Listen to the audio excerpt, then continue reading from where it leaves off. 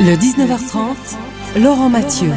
Bienvenue dans ce journal, voici les titres de l'actualité. D'importantes chutes de pluie se sont abattues sur la Belgique. Des caves et des rues ont été inondées. Les pompiers sont débordés en certains endroits, notamment en province de Liège, où nous rejoindrons en direct Maxime Dumoulin. Nous irons également en Grande-Bretagne pour le dernier jour du jubilé d'Élisabeth II. La reine est apparue au balcon en fin de journée, mais le constat est là. On l'a peu vue pendant ces 4 jours. Au contraire de Charles et William, il y a des enseignements à tirer de ce jubilé. On le fera depuis Londres avec Anaïs Cordoba. En Ukraine, la Russie a bombardé les infrastructures à Kiev. C'est la première fois depuis le mois d'avril que la capitale est visée.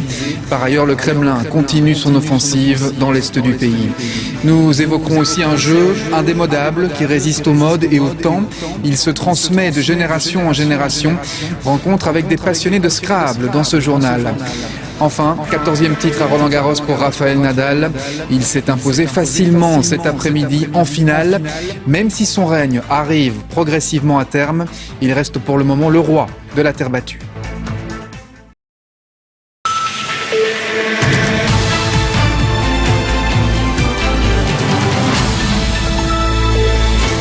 Voilà pour les titres. Bonsoir à tous. Les orages ont donc traversé le pays ce dimanche. Plusieurs provinces ont été placées en alerte orange. L'eau est montée dans bien des endroits, provoquant parfois des dégâts considérables. Clara Wertz. Des trompes d'eau qui s'abattent jusqu'à transformer les rues en ruisseaux, emportant tout sur leur passage. Des scènes tristement courantes aujourd'hui à travers le pays. Chacun sa technique pour empêcher l'eau d'entrer. Certains se munissent de raclettes. D'autres enfilent plutôt leurs bottes face au niveau de l'eau qui monte. La Flandre a subi de grosses intempéries, mais quand ces provinces repassent au vert, en Wallonie, certaines régions, toujours en alerte jaune, subissent des pluies diluviennes. Dans la région namuroise, à Andenne, les habitants se mettent à l'abri alors que l'eau inonde les rues. En 1 heure, 40 litres d'eau par mètre carré sont tombés. Certains automobilistes sont littéralement pris au piège. Situation presque identique dans le Hainaut, des habitants surpris filment l'eau qui dévale leur rue. Alors que dans la province de Liège, c'est une nouvelle fois l'impuissance qui règne dans certaines communes. On est la tête qui tourne. L'eau entre dans les maisons, la cave de ce restaurant est complètement inondée. Une journée donc difficile, mais la nuit s'annonce plus sèche. Reste pour les sinistrés à constater l'ampleur des dégâts. Et certaines régions du pays ont été particulièrement touchées. C'est par exemple le cas dans la région d'Anu, en province de Liège. On va y rejoindre immédiatement Maxime Dumoulin. Maxime, quelle est la situation sur place ce soir ?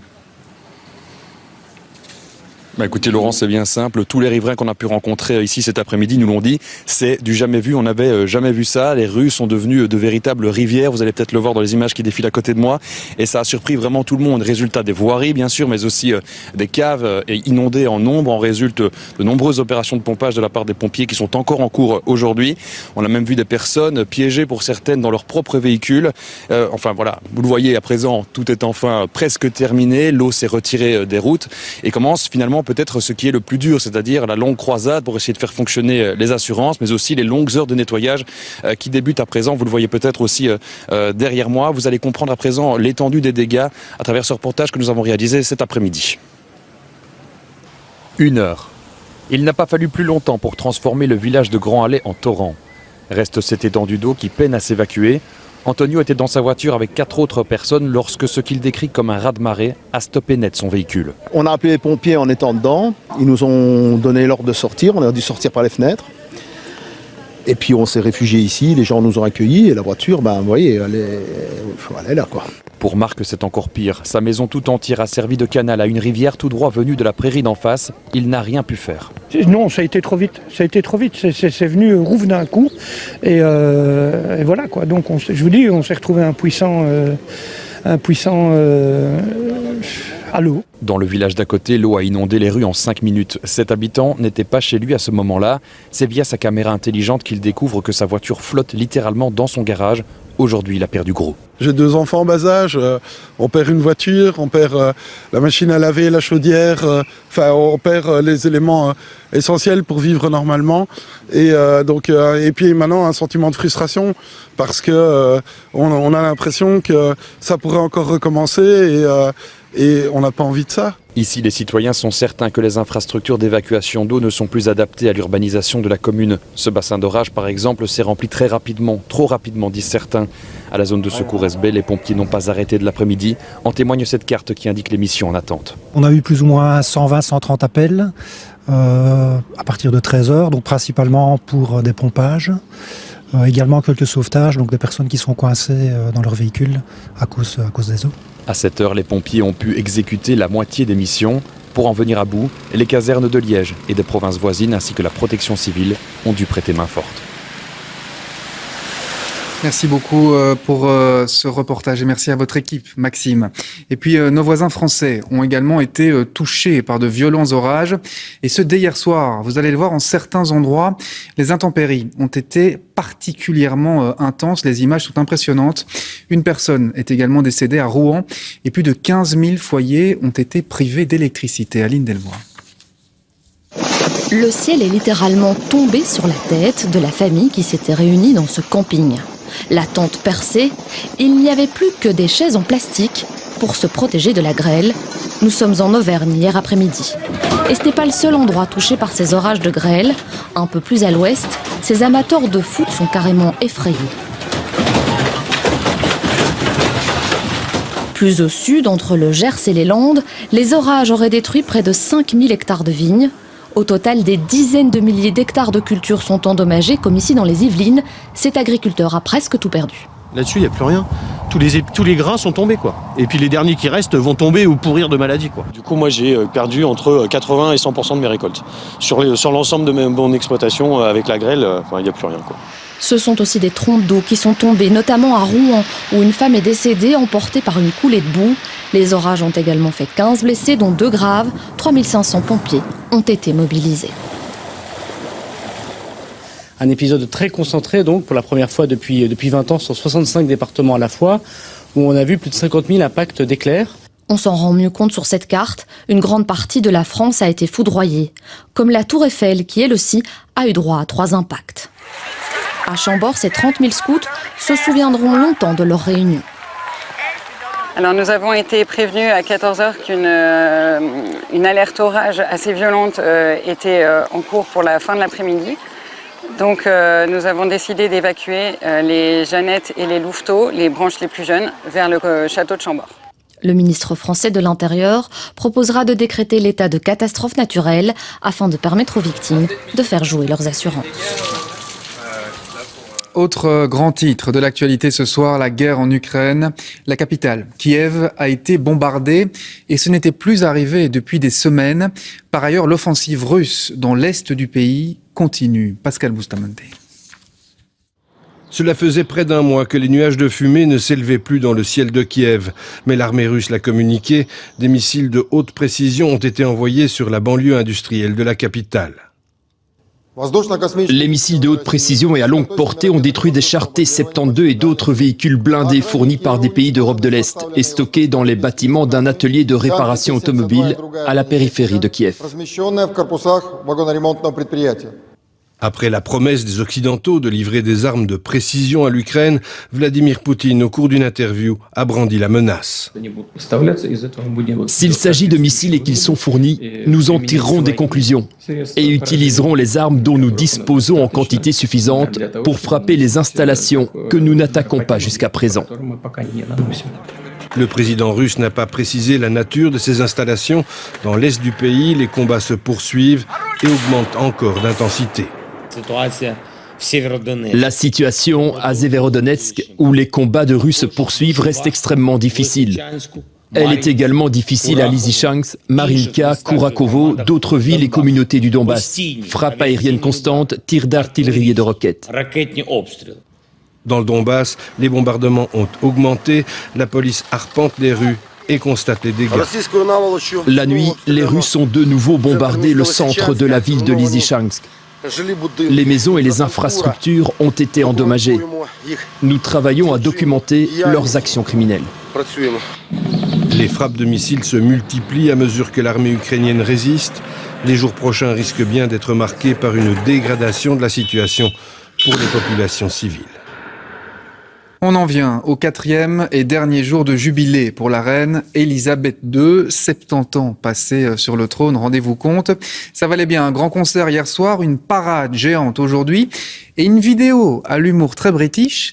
On a même eu droit en toute fin de journée à une apparition de la reine au balcon de Buckingham Palace. Le récit est signé par Philippe Antoine. Face au château de Windsor, l'un des 17 000 lunchs organisés un peu partout au Royaume-Uni. Et que serait un royal pique-nique sans une tout aussi royale pâtisserie dressée au cœur d'un terrain de cricket? Ce n'est de toute évidence pas au prince Charles ni à Camilla qu'il faut poser la question. Devant le palais de Buckingham, la parade prend forme. Il y a d'abord un défilé militaire avec toutes les composantes de l'armée, mais aussi des soldats venus de Tanzanie ou encore d'Ouganda. Il y a également le fameux carrosse d'or. Il a pas moins de 260 ans et sur ses fenêtres, on peut voir des images de la reine Elisabeth se rendant à son couronnement. C'était en juin 1953. Elle avait 25 ans. Vont alors suivre différentes incarnations de 70 ans de mode, de musique et de culture à la façon des Britanniques. Mais alors que plus personne ne s'y attendait, la reine va faire son apparition pour quelques instants, entourée d'une partie de sa famille. Le public entonne alors un God Save the Queen spontané, de quoi incontestablement marquer cette dernière journée de jubilé. Hier soir, c'est déjà face au palais de Buckingham que s'est déroulé un autre temps fort de ces 4 jours de fête. Un concert auquel n'assistait pas la reine, enfin, pas tout à fait, puisqu'on l'a vu prendre le thé avec l'ours Paddington et décliner le sandwich marmelade qu'il a toujours avec lui en cas d'urgence. So do I. I keep mine in here. Pour les 70 ans de règne de cette reine définitivement pas comme les autres, ce fut un concert extraordinaire. De Queen à Diana Ross, en passant par Andrea Bocelli ou encore Rod Stewart, pour une reprise d'un tube qui a plus de 50 ans mais qui fait toujours son effet. Les milliers de spectateurs et les millions de téléspectateurs se sont régalés. Ils ont même eu droit au discours du petit-fils et puis du fils d'Elisabeth. Mummy, the scale of this evening's celebration and the outpouring of warmth and affection over this whole Jubilee weekend is our way of saying thank you. C'est d'ailleurs par un « merci madame » lumineux que s'est terminée cette soirée qui restera longtemps dans les mémoires. Et on va rejoindre à Londres Anaïs Cordoba. Le jubilé touche donc à sa fin. Quels enseignements, quel bilan peut-on en tirer ? Eh bien, ce jubilé a été un succès. Tout au long du week-end, on a senti une grande ferveur pour la reine et la famille royale. Ça s'est terminé en apothéose avec cette dernière apparition de la reine au balcon et la foule qui a entonné God Save the Queen. Alors, bien sûr, les Britanniques auraient aimé la voir un peu plus souvent durant ces célébrations. Une pointe de tristesse donc, mais ses héritiers ont pris la relève et ça a été un sans faute. On retient particulièrement le discours de Charles hier lors du concert. Il a rendu hommage à sa mère dans un discours plein d'émotions qui a beaucoup touché les Britanniques. Le prince William, lui, qui va devenir prince de Galles quand son père montera sur le trône, a fait une visite à Cardiff, au pays de Galles, qui a été un succès. Et puis, cette dernière apparition, tout à l'heure, très symbolique, de la reine sur le balcon, accompagnée de ses 3 héritiers, Charles, William et George. Alors, cette mise en avant des successeurs est bien sûr voulue et chorégraphiée photographiés par le palais. L'idée est de mettre sur le devant de la scène l'avenir de la royauté et de faire passer ce message. La monarchie ne s'arrêtera pas avec la disparition de la reine. Elle a encore de beaux jours devant elle. Ce jubilé de platine inaugure en quelque sorte une nouvelle ère de la monarchie qui avait déjà un peu commencé, où la reine sera de moins en moins visible et où ses héritiers auront un rôle de plus en plus important. Anaïs Cordoba à Londres. Merci beaucoup Anaïs de nous avoir fait vivre ces journées de jubilé. Dans la suite de ce journal, nous nous intéresserons aux destinations de vacances préférées des Belges. Et vous le verrez, la Belgique en fait partie. Notre séquence Un œil sur demain, on vous emmène dans le métaverse, ces mondes virtuels où la spéculation va bon train. Ne vous en faites pas, on va tout vous expliquer en plateau avec Gwenaëlle de Kegeler. Enfin, Maria Carey est accusée de plagiat pour sa célèbre chanson de Noël. Ce type d'accusation se succède en fait ces dernières années dans l'industrie musicale. On en parle en fin d'édition. Mais tout d'abord, la politique et ce congrès d'écolo ce dimanche à Bruxelles. Plus de 400 participants ont assisté à des ateliers de discussion sur le pouvoir d'achat, la qualité de vie ou encore la déconnexion, avec pour objectif avoué d'élaborer des propositions pour améliorer la vie des citoyens. Écolo propose notamment de créer ce qu'ils appellent le capital universel de solidarité, une allocation de 30 000 € versée à chaque jeune de 25 ans. Alors comment ça marche ? On écoute à ce sujet Raja Mawan, la coprésidente d'Écolo. 1% des Belges les plus riches possèdent 660 milliards d'euros. C'est le PIB de la Belgique. Et donc en touchant à 1% de ce 1% les plus riches, la KUL estime qu'on obtient plus ou moins 6 milliards. L'autre mesure, elle est finançable à hauteur de 2,5 milliards d'euros. C'est très concret. C'est dès demain, on peut se mettre autour de la table pour amener concrètement une solution qui soulagerait les jeunes, mais aussi les familles. Ça concerne combien de jeunes du coup ? On estime tous les ans plus ou moins 125 000 jeunes par an. C'est une solution qui touche les jeunes, mais pas que, parce que c'est aussi une valeur intergénérationnelle derrière, puisque ça va aider, c'est un message d'espoir et de confiance qu'on envoie à la jeunesse, mais aussi à leur famille, qui n'a pas toujours la possibilité de les aider alors qu'elle le voudrait. Voilà pour les explications de Raja Mawan. Et puis une image de ces longues files à l'aéroport de Bruxelles. C'était aujourd'hui, ce dimanche. En cause, la combinaison d'une forte affluence et visiblement d'un problème technique affectant les portiques de sécurité. Et ce alors que plus de 30 000 passagers devaient décoller depuis l'aéroport aujourd'hui.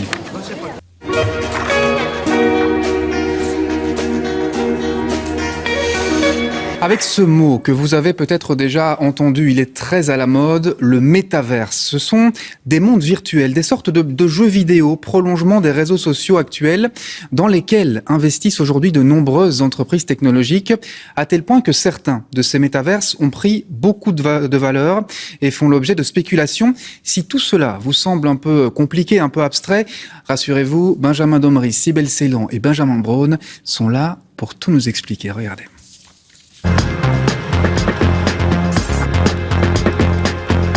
Nous sommes à Namur, capitale de la Wallonie. Vous l'aurez sans doute reconnu avec le Parlement wallon, la citadelle. Tout cela vous semble bien réel et vous avez raison, tout ceci existe. Mais tout cela pourrait aussi être reconstitué très fidèlement dans un monde virtuel. Ça s'appelle le métaverse. C'est l'univers dans lequel vous vous trouvez, mais virtualisé. Donc, c'est-à-dire que vous êtes remplacé par des avatars et vous faites en fait la même chose, on va dire que dans la vie de tous les jours, mais en restant dans votre salon. Sur certaines métaverses, vous pouvez désormais acheter pour quelques dollars une place, une rue ou un monument virtuel de la capitale wallonne. Donc ici, voilà, c'est un projet qui vend en fait des parcelles sur Google Maps. Et donc on voit que Namur est déjà pas mal acheté.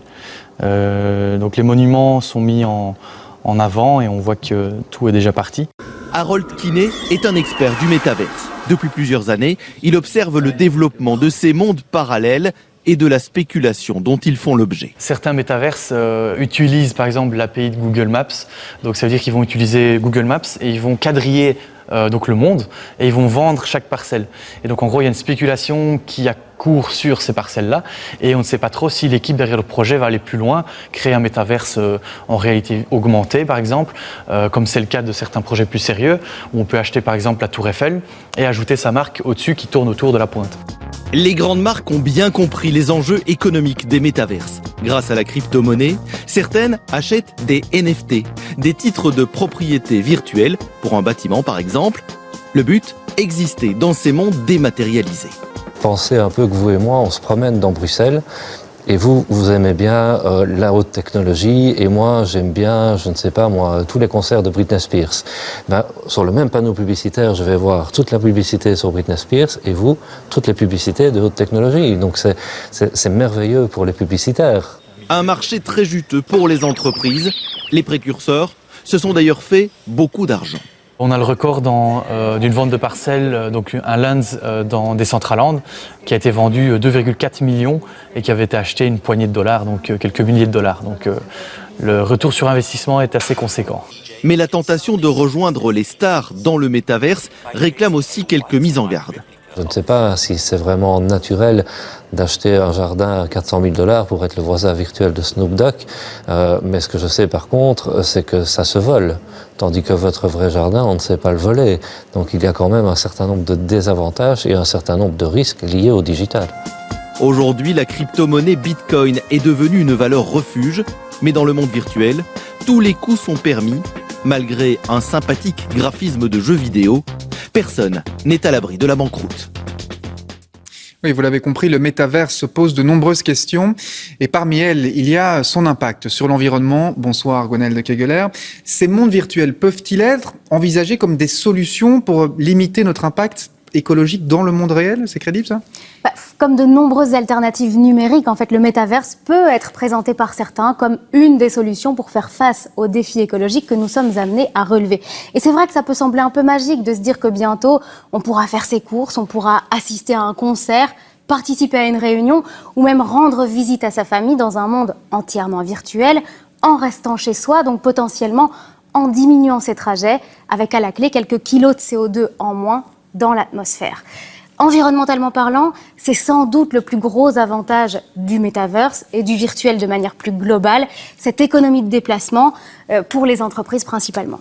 Ceci dit, on le sait, tout ce qui est numérique, ça consomme aussi pas mal d'énergie.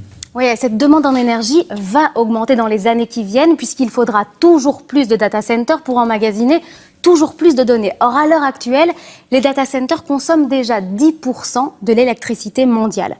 Il y a un cabinet de technologie français qui a mesuré que potentiellement le numérique représente 40% d'un budget gaz à effet de serre soutenable qu'un Européen pourrait utiliser. C'est-à-dire la quantité de CO2 qu'un Européen pourrait émettre en moyenne pour éviter un réchauffement de plus de 1,5 degré. Mais le gros enjeu avec le numérique, c'est pas spécialement son utilisation, c'est bien plus la fabrication des outils qui permettent au numérique d'exister. Donc l'extraction de nombreux minerais, l'utilisation de ressources pour ces équipements qui engendrent un désastre aussi bien d'un point de vue environnemental que social et humain. Alors, si toutes ces technologies s'améliorent, progressent, est-ce que ça permettra d'amoindrir l'impact sur l'environnement? C'est quelque chose qu'on entend parfois. Bah oui, évidemment, c'est l'objectif recherché. Mais le risque, en fait, c'est un effet d'accumulation. C'est-à-dire qu'une nouvelle technologie n'en remplace pas une autre. Et donc, ces différents métaverses, ces différents outils, ces différentes plateformes continueront à coexister. Et ça, forcément, eh bien, ça additionne les impacts plutôt que de les diminuer. Merci beaucoup, Gwenaëlle, d'être venue ce soir en plateau. Et voilà, quelle belle manière pour refermer ce journal. Tout de suite, la météo de Caroline Dossogne, suivie de l'émission Chiens et chats sans collier. Après, vous avez rendez-vous avec la série I3P, c'est avec Marc Lavoine. Excellente soirée sur la Une et je vous dis à très bientôt.